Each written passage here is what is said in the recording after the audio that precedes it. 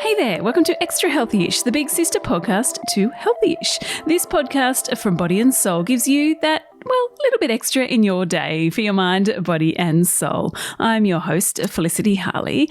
So today on the podcast is Kate Langbroek. Now, you probably know her. She's often on The Project. She is also on Kiss FM's 3 p.m. Pickup. And you might also know that Kate and her husband Peter packed up their family of 4 and moved to Italy for 2 years. Well, they moved there before the pandemic hit, and then it hit. And they lived in lockdown in Italy and then extended their time in Italy by a year. So what does basically blowing up your life in Melbourne, packing up and moving to a foreign country teach you about yourself, your family? And how do you do life differently when you come home? So for anyone who craves something different, wants adventure and has living overseas on their bucket list, you need to listen to Kate's advice. By the way, she's got a new book out. It's called Ciao Bella. And of course, that is about their years of living in Italy.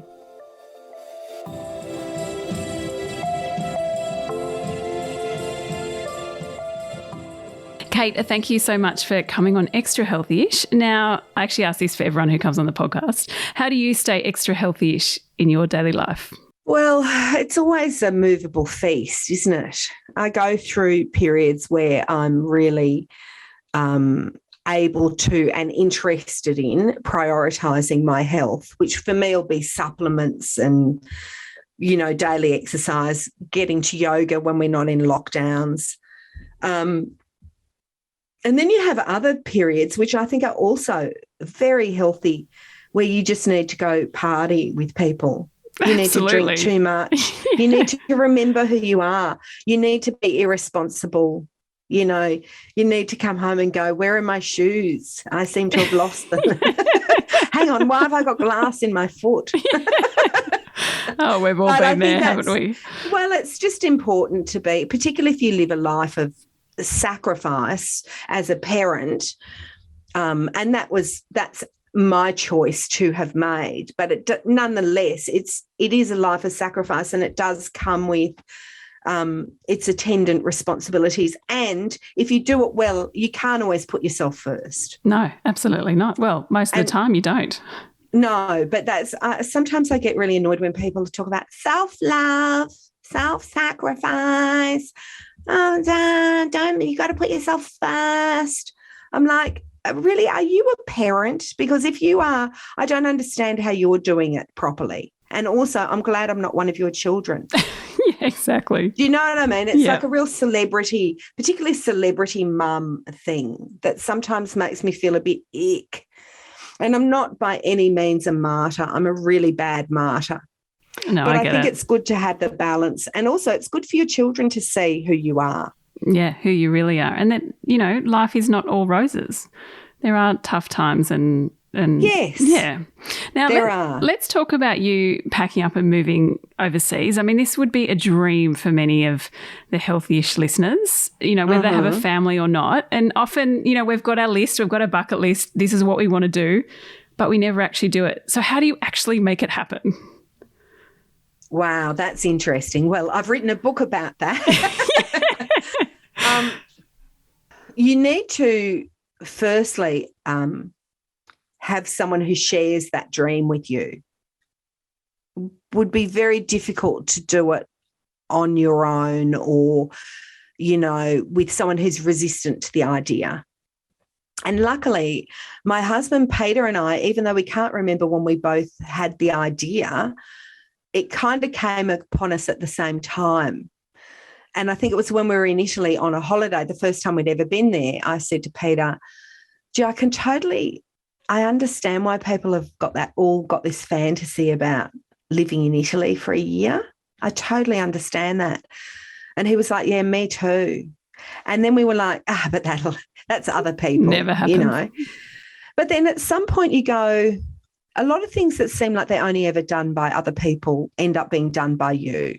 You know, having children, having a career, buying a house. You know, no one's born doing those things or knowing how to do them. And once the ball gained impetus, once the snowball started, rolling down the hill. By the time it gathered up some traction, it was a sizable snowball. And once it's got its own momentum, that sort of carries you with it. And that's really what happened to us. What about people when they, obviously we've got people who care about us and worry. Yes. What did you? Anchors. Okay, anchors. Let's call them anchors. We call them anchors. We need anchors. We need anchors, but an anchor will also drag you down to the bottom of the ocean. They said, what the hell are you doing? I mean, you had 4 kids in high school? Were they all in high school? Yeah. No. 2 were in primary school when we left. Right. And 2 were in high school. Our third one had just finished primary school, but yeah. So how did you push past, the anchors?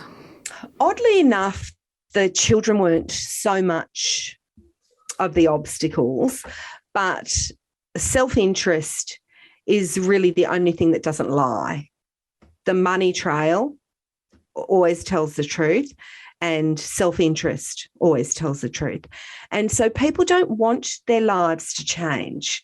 And you changing your life changes their life. It's like when you have friends in couples that you really love and they split up. You know how horrible it is? It's like, can't you stay together for us? Yeah, so inconvenient. Forget the children. But, the ripple effect it's difficult. And so some people in our lives applied what attendant pressure they could, particularly my dad. And I ended up having to say to my mum and dad, who are both migrants, hang on a minute, you left your parents forever and saw them 3 times in my life. I met my grandparents 3 times. Wow. Mm. So you've really got no leg to stand on in begrudging us a year overseas. And my dad, who's just a beautiful, pragmatic Dutchman, totally got it straight away, and from then stopped resisting and so much so that they came to visit us when we were in Italy. But you just really have to be very conscious of the fact that just because you want to do something and we have this notion that our friends are always like, want you to succeed. Well, they don't always. They just don't. It's human nature. It's like one of those, I think it was Balzac who said that the French writer, every time a friend of mine succeeds, I have a little death inside. Yes. Yeah. Even though you do love your friends and you want the best for them, there are people who go, you're going to live in Italy? Well, how dare you? Of course there are people like that.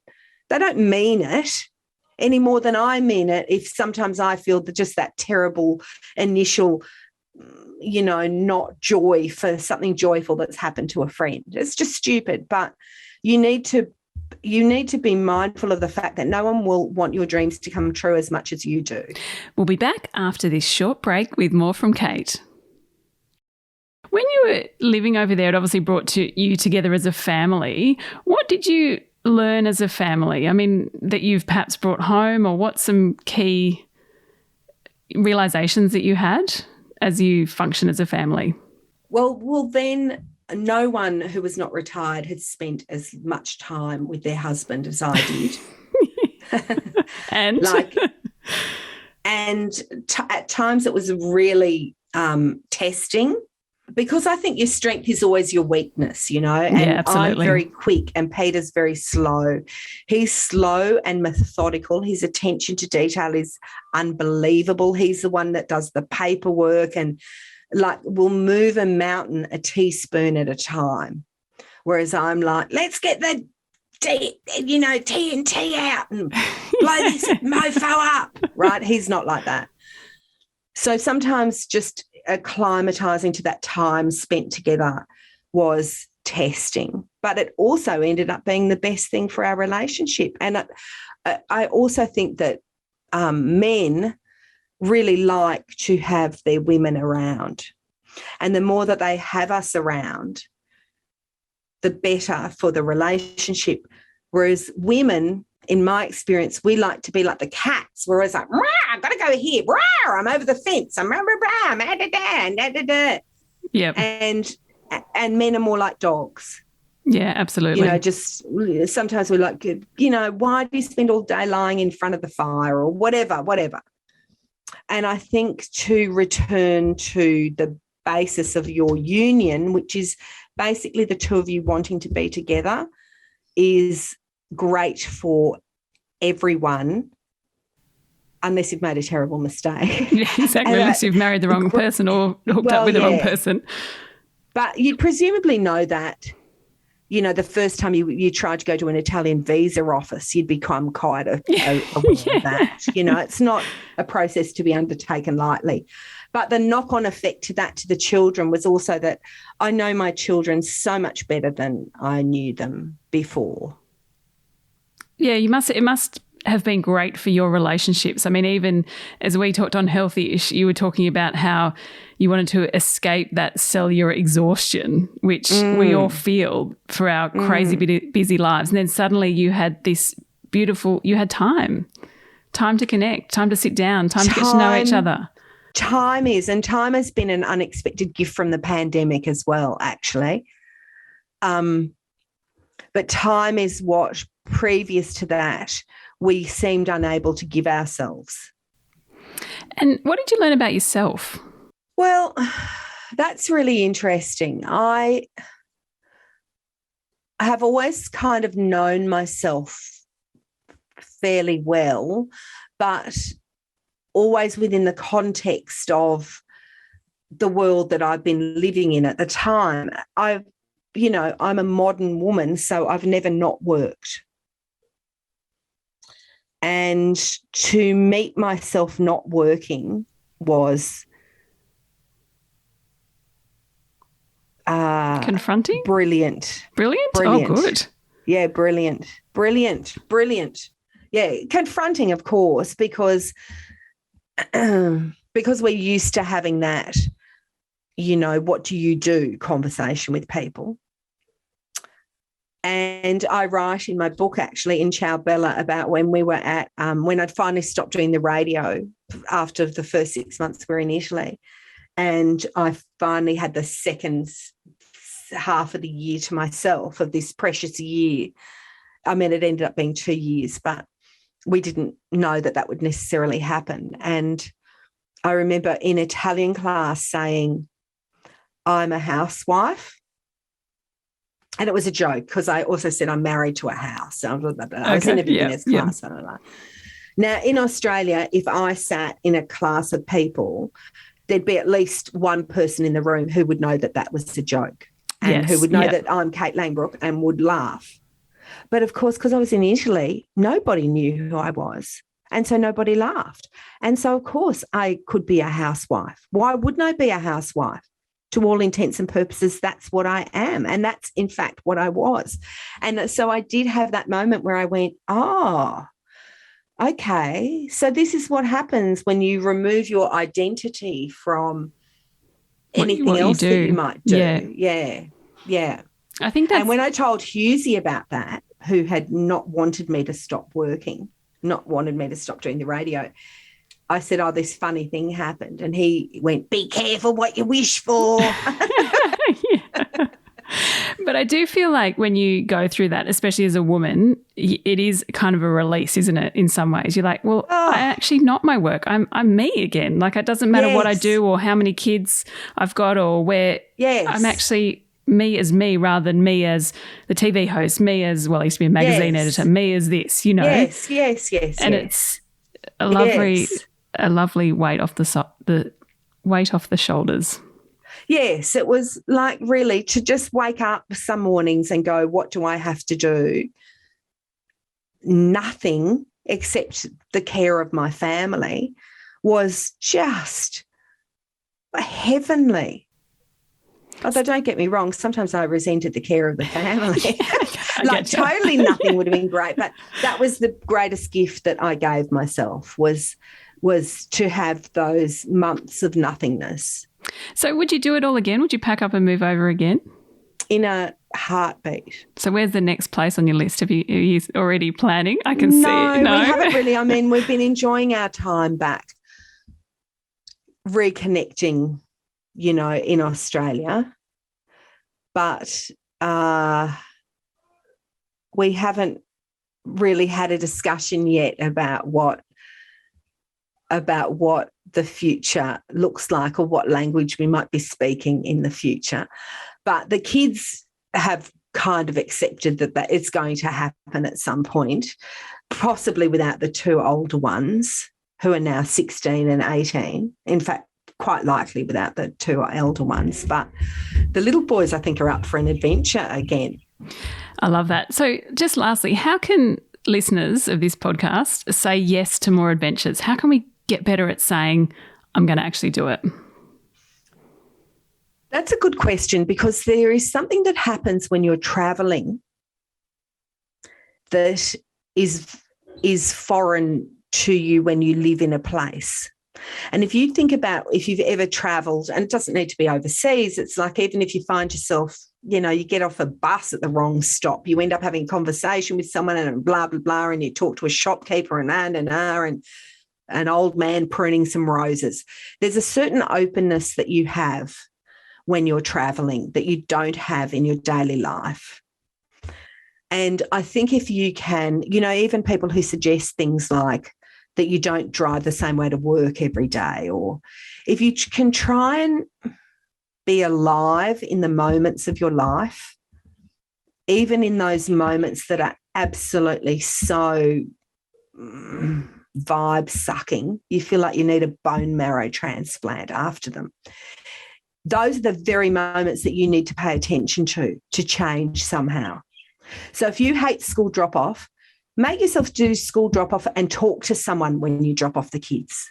Like I used to hate that, and I used to be like, I don't want to see anyone. I don't want to. When I changed that, I made the most beautiful friends at school. So it's only you can change the things that you don't enjoy, and only you can be alive in your own life. No one can do that for you. People can try and stop you, but only you let them stop you. So I think that if you can try and, it's kind of easier at the moment as we come out of lockdowns and we realise how rich and full the world is.